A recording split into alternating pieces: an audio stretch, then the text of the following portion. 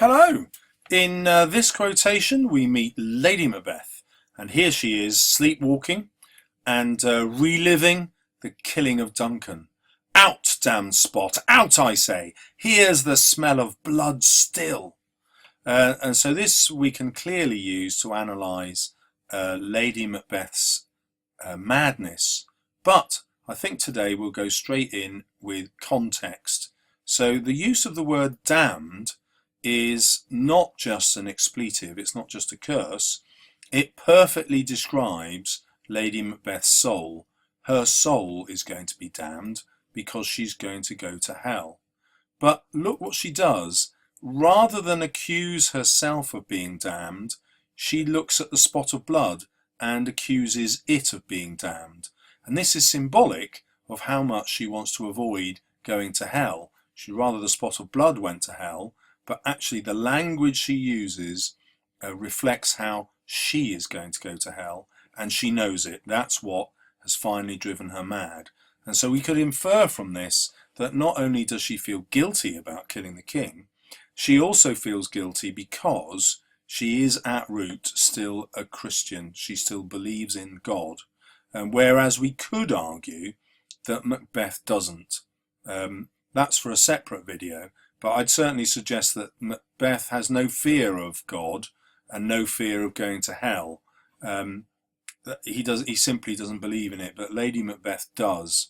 And perhaps that's why she's able to take the easier way out of committing suicide.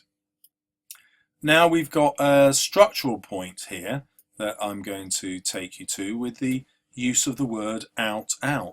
So hopefully if you're alert, you'll realise that that's echoed when Lady Macbeth dies, and Macbeth says, out, brief candle, that metaphor that symbolises his wife's brief light that's been snuffed out simply like a candle flame is.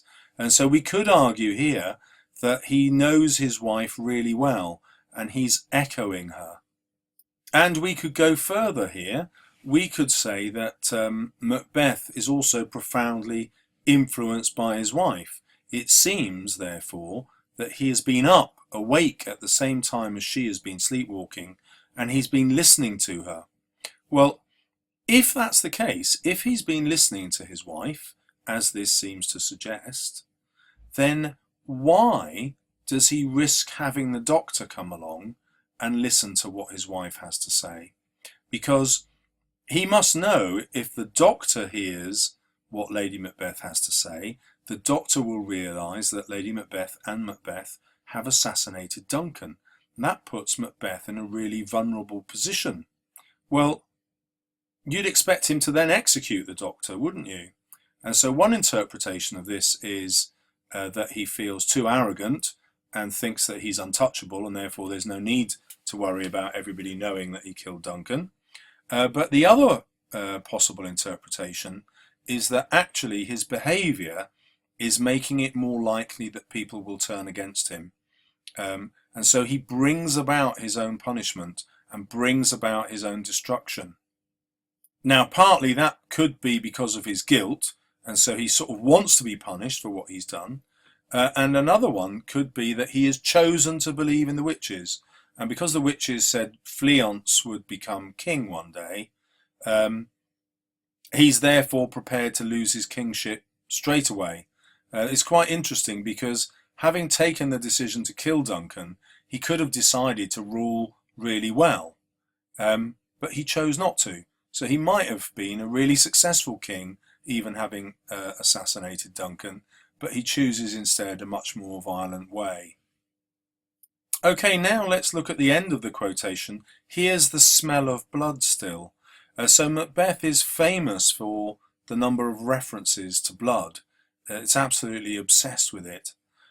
So that could signify the violence of the times. So we might infer from that Shakespeare is thinking about his own times and desperately hoping that there won't be bloodshed, that the transition from Queen Elizabeth I to James will not be a violent one.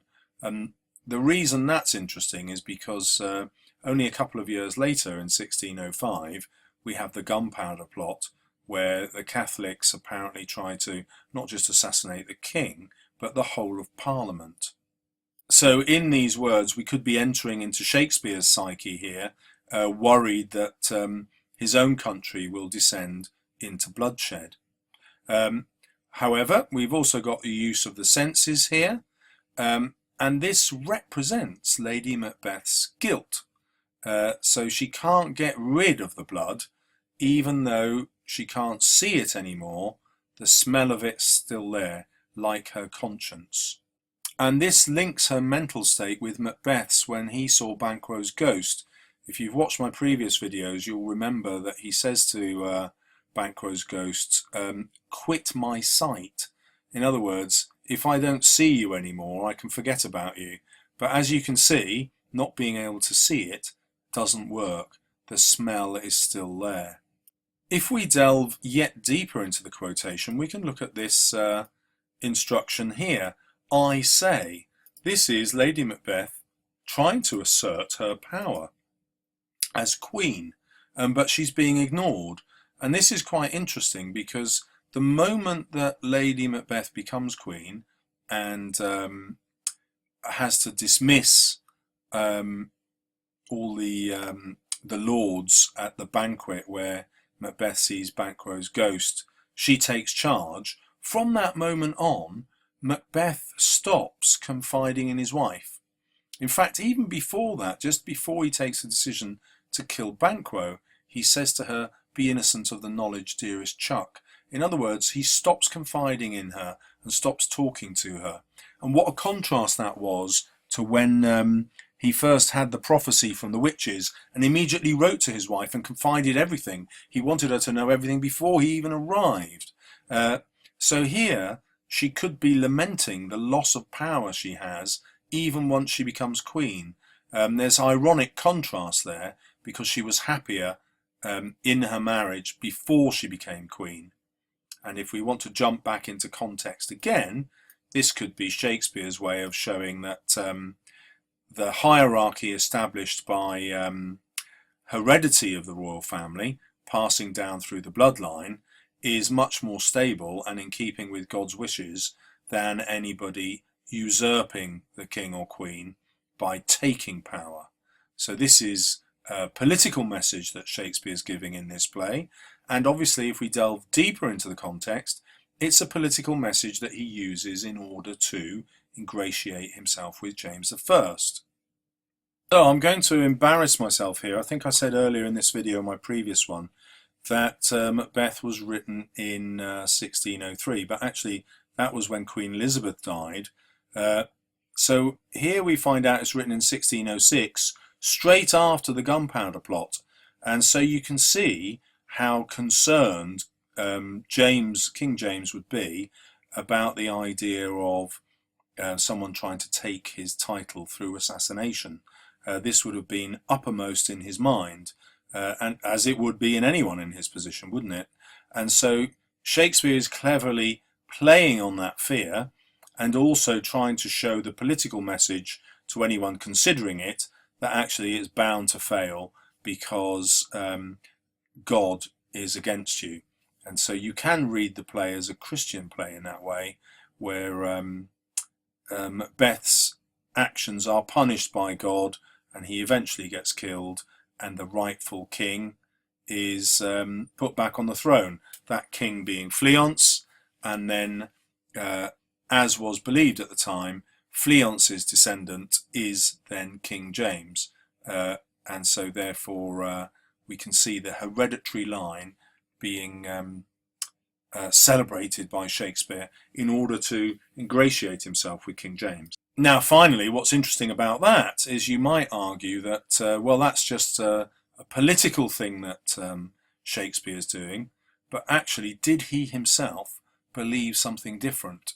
And the answer is, we'll never know. But you can come up with your own theories by analysing the play. So I hope you found that useful. Vocabulary which you might find useful to write about this, the metaphor, which was the smell of blood that is still here, blood not just being the literal blood, but her guilt, this echo that we had of Macbeth's words, or how he echoes her words, out, out. The command and imperative verb, which again is out, out, and I say.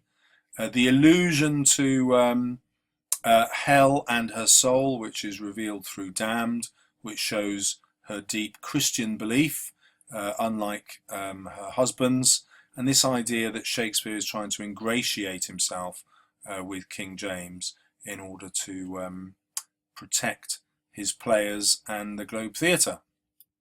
So once again, we've gone to level 9, just out with one quotation. Hopefully you're getting really good at this now, and you'll be able to ace any exam question using these quotations. If you'd like more, don't forget to subscribe.